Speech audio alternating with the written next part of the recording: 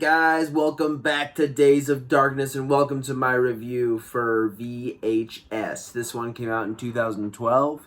It is starring a shit ton of people and was directed by a shit ton of people. So, I think this is the first anthology horror film I've ever reviewed on the channel. I can't remember another one that I haven't done Creepshow or anything like that, so this will be the first for the channel, and I fucking love anthology horror, man. I love the idea of telling several different short stories all in one go.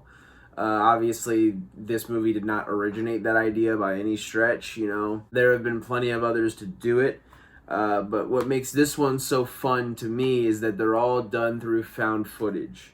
And if you know anything about me and about the channel, if you've been watching for any period of time, I fucking love found footage horror. When it's done right, it can be extremely effective. And yeah, man, so this is just fucking junk food, man. This is candy for me. I really like this movie. I like the fact that every single piece is directed by a different director. And also the fact that as far as directors, we got a pretty stacked list here, man. We got fucking Ty West, Adam Wingard, fucking Radio Silence. I mean, come on, dude. We got a fucking good roster of fucking directors here, man. That being said, how do I feel about the film itself? I really like this movie. I really like it. There was no secret keeping as far as this one is concerned about how I feel about it when I announced this review. I've always really loved this movie, and I've loved the second one as well, which we will talk about eventually. But as far as this first one is concerned, I really enjoy it. There are like some issues that I have with the film that I think do kind of damper my enjoyment just a little bit. Most notably, I wouldn't say there are any shorts in this movie that I would consider bad. You know, there's no bad shorts in this movie. I think it's just a matter of this movie has a very hard time maintaining momentum because we have an extremely strong short to start out. Honestly, it's probably my favorite short of the entire fucking thing. And then it just kind of tampers out a little bit. Not in quality. I think for the most part, these, you know, it's varying levels of quality, but like I said, I don't think any of these shorts are bad. It's just the terror gets ramped up really fucking high, and then just over time, it just kind of dwindles. Just a little bit, just my opinion. I think if you would have mixed and matched these shorts and played them out in a different way throughout the film, I think the momentum would have been kept a lot better than what it was.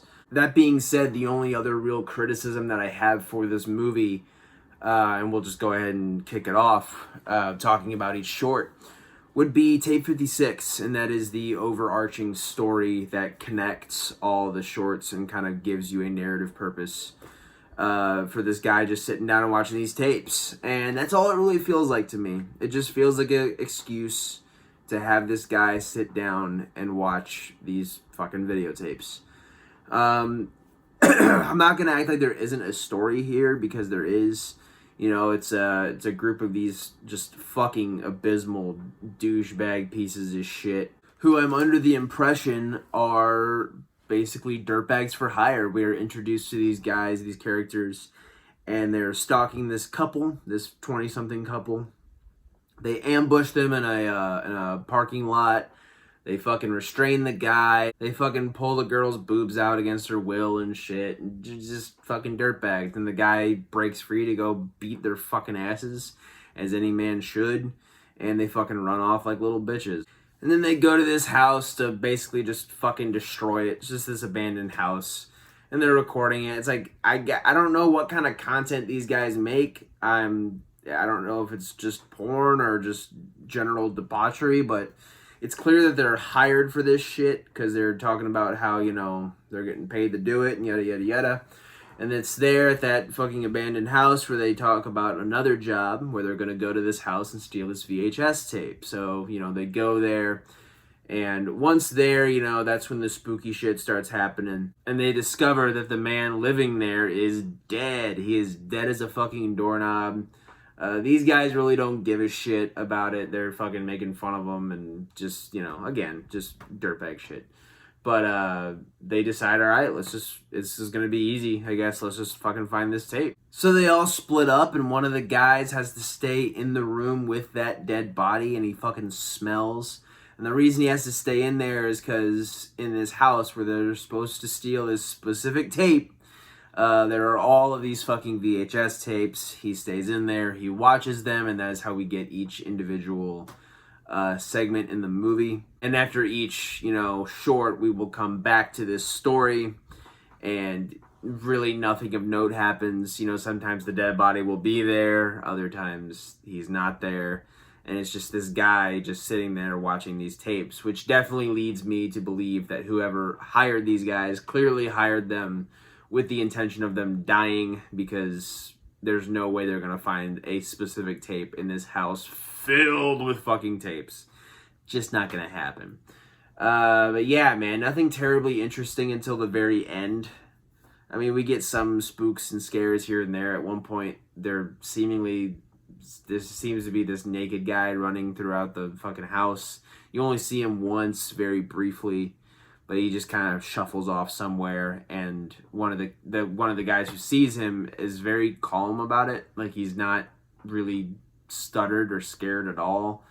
Whatever, I guess. But towards the end of the film, once we come back, basically this dead guy in this chair turns into a zombie, and he's been killing these guys off camera, and he finally gets to the head of the, I guess, criminal group of fucking degenerates and fucking kills his ass. And that's basically all the overarching story is. Like I said, just a narrative excuse to get these guys in this house to watch these tapes. And that's pretty much it. Moving on to the actual traditional style shorts of the movie. And we're starting out with, honestly, I would say probably my favorite. Like I said, this movie starts out very strong. And all the shorts are good, don't get me wrong, but to me, this one just fucking steals the show, dude. From the way it's shot, and obviously it's found footage, but the way they use it and the way they fucking, it rules, man. I really fucking like it. So, we go from, and since this is the first short of the film, we go from one group of douchebags to another group of fucking douchebags who are also trying to make fucking amateur pornography.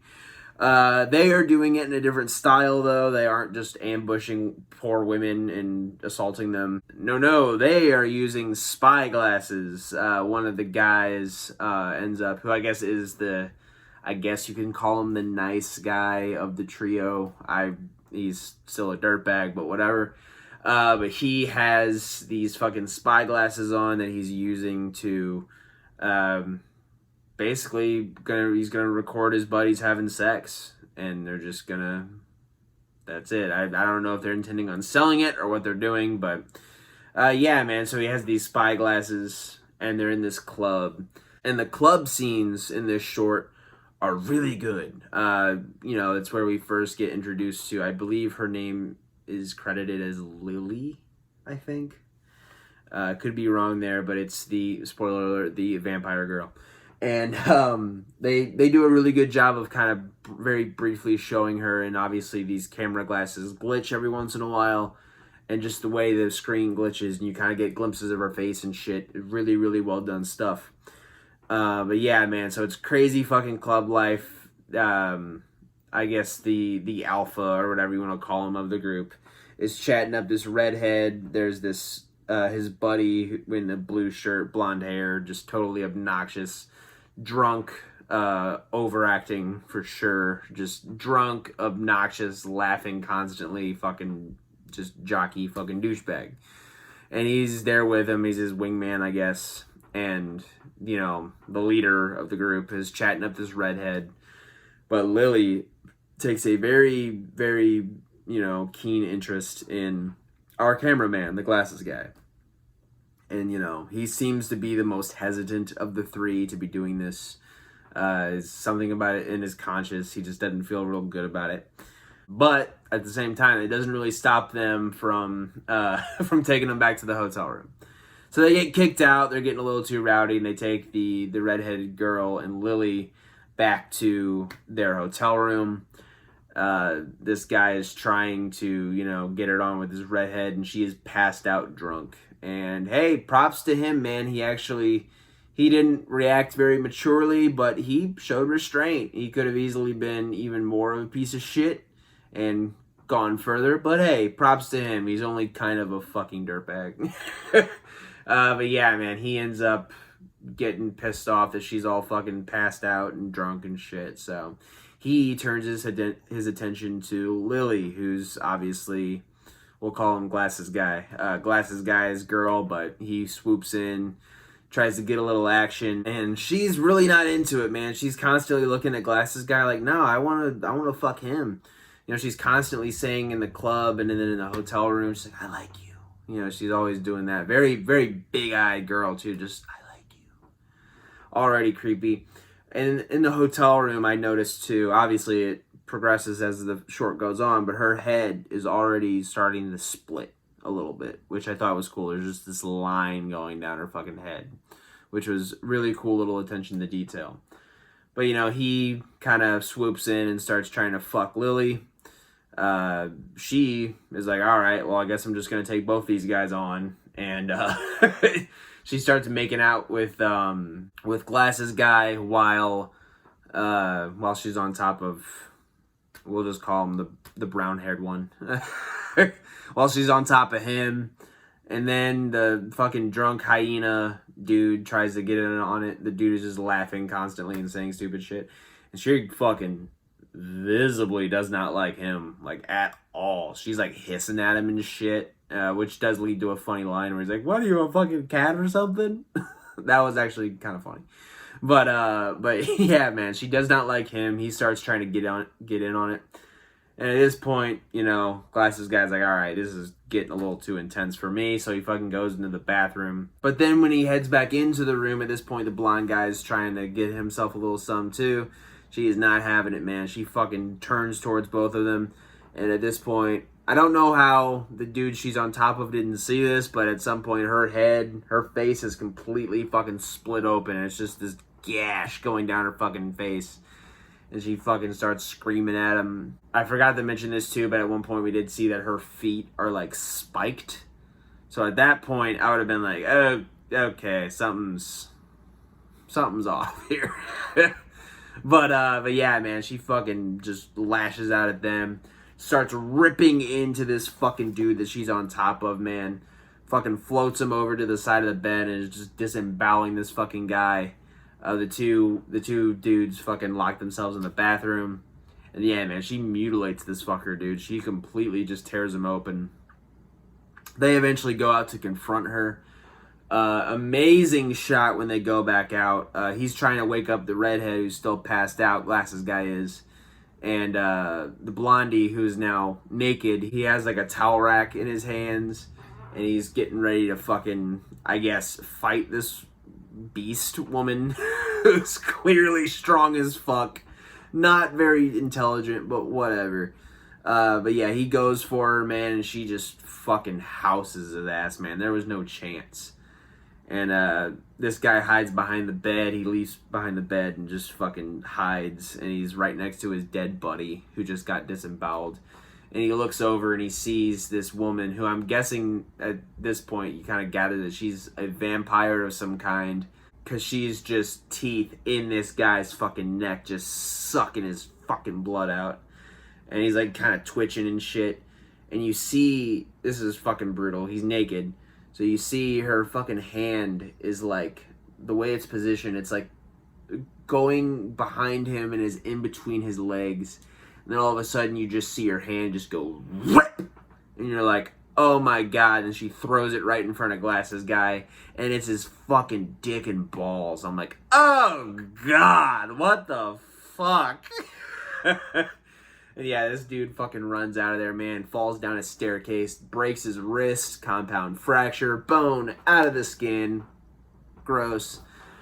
And then she, comes to him. And like she said before, she eventually catches up to him. Because he's, paralyzed by fear and pain. And she does it again. This time she's fucking naked and the head's split open. She's just like, I like you. and he's fucking whimpering and quivering and just scared out of his fucking mind. And she begins to, she just starts sucking his dick. And obviously, he is in a state of mind where he's probably not going to get a whole lot going down there, if you catch my drift. She sees that, and she gathers, oh, he doesn't like me back. Like, he doesn't love me like I love him. So she starts fucking crying, and he just bails, man. He's like, fuck this. He fucking runs out. He's pounding on people's hotel windows and shit, and he's trying to get management to help him. There's people in the parking lot. But unfortunately for him, our vampire lady has sprouted wings now, and she fucking catches up to him again and just lifts his ass right in the air. I'm talking high as fuck, man. And his fucking glasses fall off, and they fall back into the parking lot. I would have been really curious to see what a further reaction from the people in the parking lot that it literally happened in front of. I would have liked to see more of their confused, like, what the fucks and all that. But yeah, man, she fucking kidnaps him, flies away with him to do God knows what. Probably something horrible. But but yeah, man, Amateur Night, dude. Fucking amazing short to start off with. Then we lead into Second Honeymoon, which was directed by Ty West. By the way, Amateur Night, I forgot to mention, was directed by David Bruckner, who did a fantastic job. And yeah, man, Second Honeymoon, directed by Ty West. When I first watched this movie, I remember not liking this one very much, which is crazy because I tend to enjoy Ty West's work. But at the time, I just wasn't into it. And once I got to it on this one, I'm like, all right, this is the one that I didn't like. I fucking really enjoyed it this time, man. I thoroughly enjoyed this one. Completely night and day difference from the previous, which I do like, that the contrast there. What we have here is a married couple going on another honeymoon. They're on this trip, and you can just tell that it is a very, very unhappy marriage. There is something very wrong with this picture. And I like the subtlety at first with it, just the fact that, just the way they talk to each other. They just do not seem to be fond of one another at fucking all. And it is clear. Really, really enjoyed the little subtle nods to them not being super fond of one another, and then that obviously escalates throughout the fucking film. But yeah, they're visiting the Grand Canyon, and they end up going to this touristy little, like, western town place, and they get this fortune, and it basically says that, the wife gets this fortune that says, you're easily manipulated and taken advantage of, but soon you will be reunited with a loved one, which is very, very clear foreshadowing. But yeah, they just sell it as like, just stupid fucking vending machine bullshit. But yeah, man. So they get back to the hotel room, and this guy, Sam is his name. Sam is trying to convince Stephanie, his wife, to make this sex tape. She's very visibly uncomfortable, just not into it at all, and he has zero game. I'm talking, he is a fucking square dude. Very pushy, very just creepy fucking guy, nerdy fucking just dork. He's a fucking dork. And they they end up hearing a knock at the door, and it's described later on. You don't see it on camera, but he sees this woman. It's this like 20-something who is very just gives him a very, very bad feeling. Like, it's described later on camera by Sam that he could tell she wasn't like a threat, but he just got really fucking nervous. He got really on edge, and you can see he's starting to kind of tear up even. Like this woman shook him, This woman then sneaks into their hotel room later on and just fucks with him. She fucking takes off Stephanie's blanket. And she has a switchblade. She like strokes her ass with the switchblade and shit. Real weird stuff. Then she goes, I mean, you're into it, you're into it, whatever. But fucking, then she goes up to Sam and just starts fucking with him. Goes into the bathroom, and the classic man grabs his fucking toothbrush. And I like that this one has little subtle things that lead up to the reveal. Is how did she know that was Sam's toothbrush and not Stephanie's, you know? It's like little things like that. She just automatically knows that's Sam's fucking toothbrush. So she grabs it, fucking swirlies it in the fucking toilet, and then like immediately the next morning you see that he's fucking brushing his teeth. It's like, oh. It's just great shit. Just fucking with him. Oh, and before I forget, what kind of drives the plot forward is she steals $100 out of Sam's wallet. And the next morning, they go out to the Grand Canyon, and this is where you get, like, the real, like, oh, God, these guys do not like each other at all. And you can tell here. It's already very visible, but here it's like, oofed. He looks in his wallet and he goes, "Did you take $100 out of my wallet?" Like, again, just square shit. And she's like, "No, what the hell? Why would I fucking do that?" It's like, "No, I didn't. I have my own money. I don't need to take your money." And he goes, "Oh, wouldn't be the first time." It's like, he's just very cunty. He's a very cunty person. Just very passive aggressive, very fucking mean. And yeah, so they go to the fucking Grand Canyon, and honestly, it's pretty much the weakest part of the short. They're just kind of at the Grand Canyon, and then they get back that night, and the creepy stalker lady once again breaks into their fucking hotel room,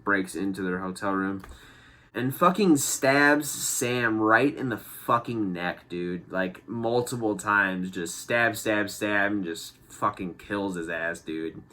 Brutal shit. He chokes on his own blood. It's fucking just awful. And she is revealed to be Stephanie's lesbian lover. This was a plan hatched by both of them to, I guess, just kind of subtly torture this guy who's a pretty bad person. I wouldn't say the guy needs to get fucking killed or anything, but clearly they feel otherwise, so, you know, they fucking kill them. And the reveal is great. She's fucking cleaning off that switchblade, and then, you know, Stephanie films them in the mirror fucking making out, and just like passionately making out too. Like, they're into this shit. And they drive off, and the last thing you really get is Stephanie being like, "Oh, did you delete it?" And then the fucking film ends. Really good stuff. Like I said before, I remembered not liking it too much, and I really fucking enjoyed it this time around. Good one. Then the momentum kind of falters a little bit for me. We have Tuesday the 17th by Glenn McQuaid, directed by Glenn McQuaid. It's alright. It's okay. Like I said, I wouldn't call it bad. It's just these college kids going out to the fucking woods, and it's, you know, obviously it's a play on Friday the 13th. You know, you get your hot blonde, you get your jockey guy, you get your nerd, and you get your, you know, final girl type-esque character. Go out to the woods, and there's this digital killer. Now, I will say, visually, I think there are aspects of this short that I really do like. I like the fact that this is a digital killer, and you can only see him through, like, cameras and shit. But yeah, our main, I'll call her the brunette, because I don't remember her name. But the brunette was previously a victim of this cyber killer, and, you know, her friends got fucking killed, and I like that as the cameraman points to certain spots in the same woods where the prior event happened, you see, like, the dead bodies of her friends and shit. Like, you see one guy with his spine exposed in the lake. You see one girl with her head smashed open on this fucking concrete wall. It's just some brutal fucking shit, man. Just crazy stuff. But, you know, you get those little visual glitches, and I can't imagine the dude actually saw that shit on the camera, because much like the overarching story, if he had seen that stuff, his reaction is very, very dwindled. He's like, "What's wrong with this camera?" It's like, if I saw some shit like that, man, I'd be like, all right, maybe it's time to go.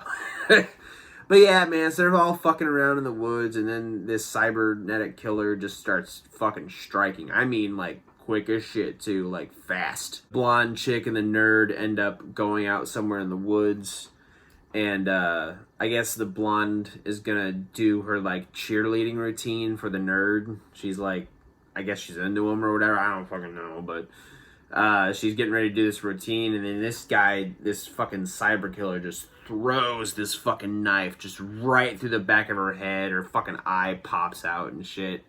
Totally gross, totally grody, but it was fucking rad. And by the way, the look of this killer, too, I thought was really cool. Just literally composed. Like, his body is composed of, like, just different visual glitches and shit. Just very, very unique idea for a killer. I don't know how much legs it has, but it's cool. Visually. But yeah, man, he fucking kills the blonde, then he fucking tackles this nerd down, and just brutal as fuck, just stabs this dude in the forehead multiple fucking times, like boom, boom, boom, boom. It's like, oh my god. Like, this guy don't fucking hold back, man, at all. And then he, you know, later on, that's even more clear. But then, you know, the weird, nerdy brunette girl is trying to hit on the jock. The fucking cyber killer sneaks up on him, slits his fucking throat, and her whole plan was to basically use these guys as bait, so she's a piece of shit. But yeah, man, their little chase ensues through the woods, and that's when shit starts getting kind of weird. You know, at one point, Joey is the jock's name. Joey kind of stumbles through the woods, and she just sees him. Like, this dude has his fucking neck opened up, and he's just kind of walking around. Then he slumps over dead. And then that prompts the killer to approach. And I guess this girl came to the woods and set all these traps previously. I don't know when she would have done this. I don't know why the killer wouldn't have come and killed her when she was setting these traps.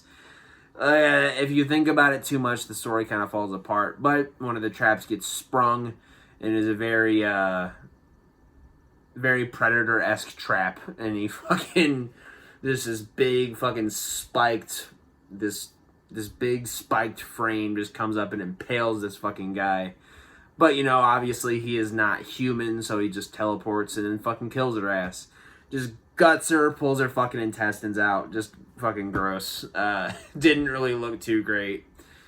And yeah, it's, you know, the fucking thing ends. And, you know, it was fine. It was cool. It's probably my least favorite of all the shorts in this movie. Just, you know, it's cool. I don't regret watching it. It's not like I skipped through it or anything, you know, when I watched this movie. It's just kind of there for me. That leads us to the next short, which is titled The Sick Thing That Happened to Emily When She Was Younger. I really liked this one. It's weird. It's really fucking weird. But I enjoy it, you know. I like the fact that it's laptop found footage, which has always been not a guilty pleasure. I don't believe in guilty pleasures, but I like what I like.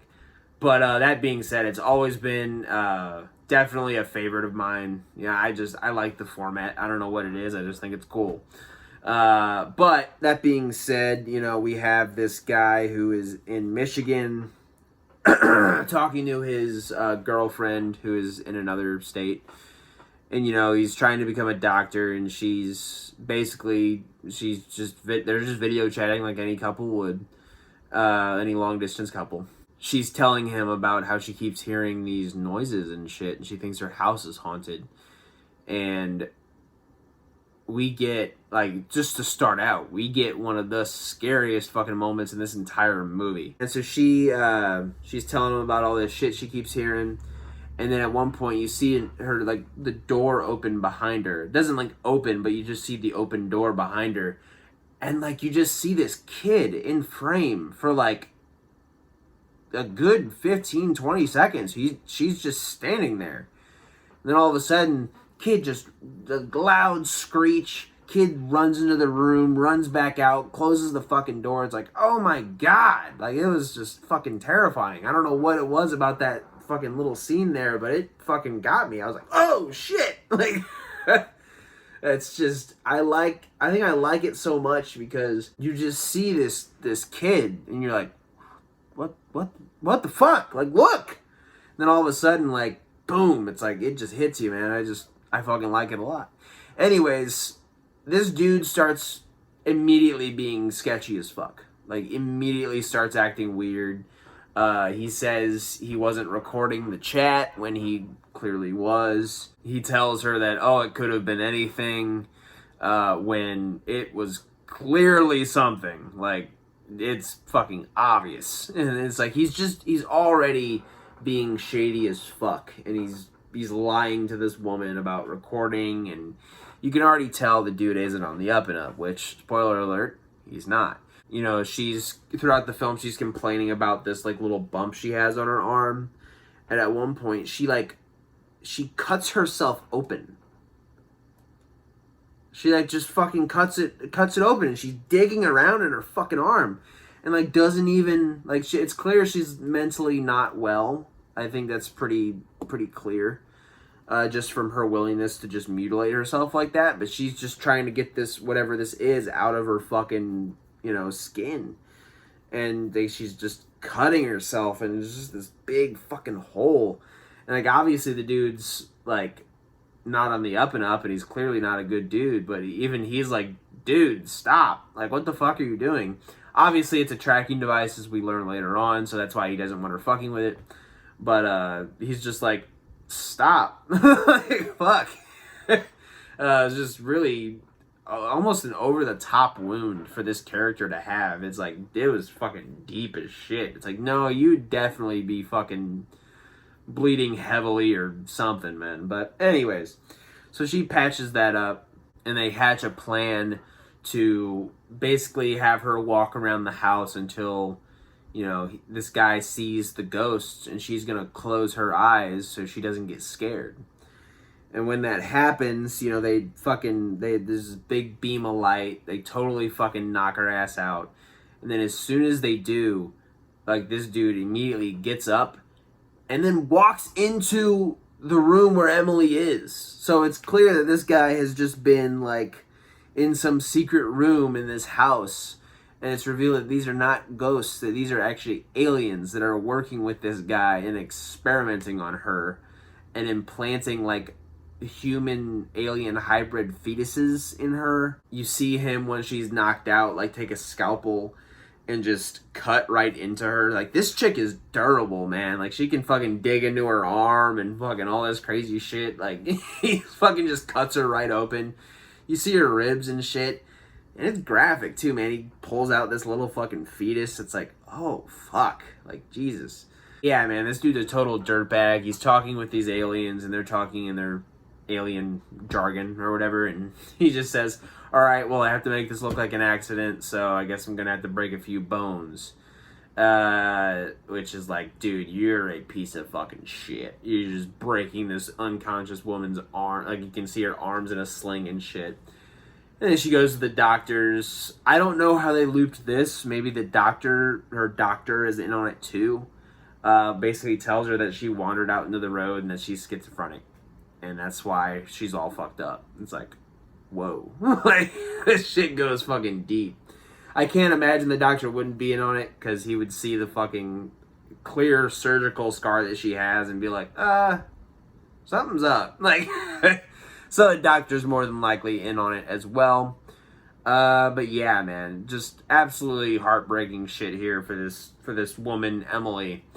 But, he says that he's gonna stay with her, and then he loves her, and all this fucking bullshit. And then he hangs up on her, and immediately fucking gets on another video call with another woman. By the way, I didn't mention this, but he also gets Emily to show him her fucking breasts, and he gets this woman, this young lady, to do the same. So it's clear that not only is he helping experiment on these women with, aliens, he's also a fucking pervert and a fucking douchebag. So, yeah, just a very unlikable person, but, he starts talking to this woman as well, and she has that same bump on her arm that Emily does, and it's clear that they are doing this to multiple women in this, facility that they're in or something. Just very, very odd, Very, very creepy shit. Just overall, though, pretty solid short. I really enjoyed it.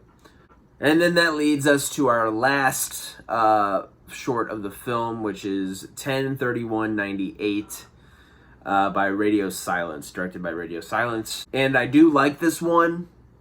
I will say, very bare bones.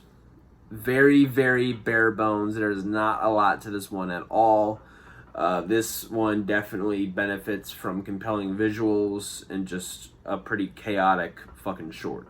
But yeah, the plot is literally, these guys get invited to this Halloween party in 1998, and they end up at the wrong fucking house. And they walk in on this, cult who are exorcising this woman and her, because they think she's possessed. And, these dudes fucking end up spying on this cult, and they get caught. And before the cult can do whatever they're going to do with them, they end up getting swept away by this paranormal entity, and they all get just fucking lifted up through the roof, I guess. I think they got lifted and phased through the roof, which would make sense, because then we see hands later on coming out of the fucking walls and shit. But yeah, so they get taken away, or at least some of them do, and I imagine killed. These guys run away, go to run out of the house, but then they hear that poor girl screaming, and they're like, nah, we can't do that, man. We can't just fucking leave her here. So then they go back to rescue her, and the remaining cult members try to stop them, but they get fucking killed too. And then when they're dragging this girl through the hallways to, get her to safety, that's when shit starts fucking really hitting the fan. And, you can give them shit and say the visuals are kind of spotty, like CGI and stuff like that. It is, but overall, I don't think it's the worst thing in the world. I actually think it's pretty cool for what it is, but you see fucking arms coming out of the walls and fucking just doors and shit floating around and stuff getting thrown at the guys. There's even one scene where the cameraman looks over at this just these floating dishes, and he's like, oh shit, and they fucking they fucking get thrown at him. Just pretty entertaining stuff. And there's this smoke that's constantly fucking following them. Doors are shrinking and fucking just evaporating and shit. Just very, very eerie, creepy shit going on. Well, and chaotic as well, where they're trying to get this woman out of this house. They eventually go through the cellar and the basement, and they get out of there. Just in the nick of time too, because those hands they get really fucking close to grabbing the cameraman, and so they get out of there, they hop in the fucking car, they drive off, and all of a sudden this girl starts acting really fucking weird. And then, as a first time viewer, you're like, oh, so the cult was right, and she actually is fucking possessed. And sure enough, man, she fucking teleports out of that car and just completely shuts down their shit. They can't drive, they can't unlock the doors, they can't do anything. And she timed it just right so this fucking train starts coming towards them. And they start fucking freaking out, and they're trying to lock the fucking doors and shit. And then sure enough, they do not succeed, and they all get pummeled by this fucking train. And yeah, man, entertaining little short, very bare bones, not a whole lot to it. I feel like you could have picked a better finale for the film, because the overarching story had already ended by the time the last short plays. I feel like you probably could have picked a better short to end off on. But hey, overall, solid little short to end the movie. And yeah, man, that's fucking VHS, dude. Overall, man, I really, really fucking like this movie. Like I said, there are some things that, could have been better, for sure. But, man, this is a thrill ride, dude. I absolutely recommend this, for sure, especially if you're a found footage guy or gal. I couldn't imagine you not fucking liking this, at least somewhat. But hey, as they say, different strokes for different folks. Me personally, I fucking really enjoy it. I highly recommend it. And that'll do it for the review portion of the video. But you know what we gotta do now, baby? We gotta get into the blood, the guts, and the gory bits. We gotta get into my kill of the film. Stick around. As I previously mentioned, VHS has a lot of good things going for it. Certainly a lot of very fucking scary moments, some really, really strong short films, and another thing that this movie has going for it is some fucking brutal kills. Oh my god, this film has a couple buckets of blood for sure. You know, given the nature of this movie and that each director, you know, had their own like little slice of this movie that they got to work on and they got to work with, you know, the brutality is definitely ramped up way more in some than it is in others. Like I said, blood and guts aren't a deal breaker for me. I can take them. I can, you know, not have them. It doesn't really define a movie for me. That being said, man, there are some fucking shorts in this that are bloody as fuck. I mentioned, you know, Thursday the 17th, obviously that being a slasher homage. Get some very brutal kills there. That knife through the fucking back of the head, just the repeated stabs. Girl getting disemboweled and just crazy shit, man. Good stuff overall there. Second Honeymoon has that brutal fucking neck stabbing, which just completely takes you off guard. Just the amount of fucking just shit coming out of this guy's fucking mouth and his neck. It's just, definitely fucking brutal and out of nowhere for a very calm short until that point. The sick thing that happened to Emily when she was younger has its share of brutality too, just with the surgery scene and all that. Probably the only real bloodless one in this entire movie would probably be 10/31/98, which really doesn't have any blood. No, it doesn't have any blood at all in it. And yeah, even, you know, Tape 56 has a pretty okay gag with a fucking decapitated corpse and shit, you know. It's fine. I'm just not really fond of Tape 56, to be honest. But, easily, man, like I said before, Amateur Night fucking takes the cake with this movie. It's my favorite short overall in the entire film, and it also has my favorite kill. Just like I said, man, her sucking the blood out of that fucking guy's neck. Just absolutely brutal, capped off with her ripping his fucking dick and balls off, man. That's easily kill of the film. It's not even fucking close. Just completely brutal, bloody, gory excellence, man. And I fucking loved it. And that is going to be my kill of the film for VHS, guys. Thank you, as always, for coming by and supporting the channel, supporting the dream.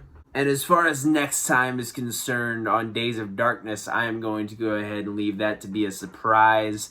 I don't want to give anything away, but it is going to be the first installment in our next series review, and I am really, really fucking excited to get started on this. It is a very interesting series, but rest assured, very bloody, very gory, very fucking scary, and yeah, I think it's going to be a fucking thrill ride, and I can't wait. So, until then, man, guys, thank you as always, as I've already said. Take care of yourselves, take care of each other, and keep watching horror. Alright, guys. Have a good day.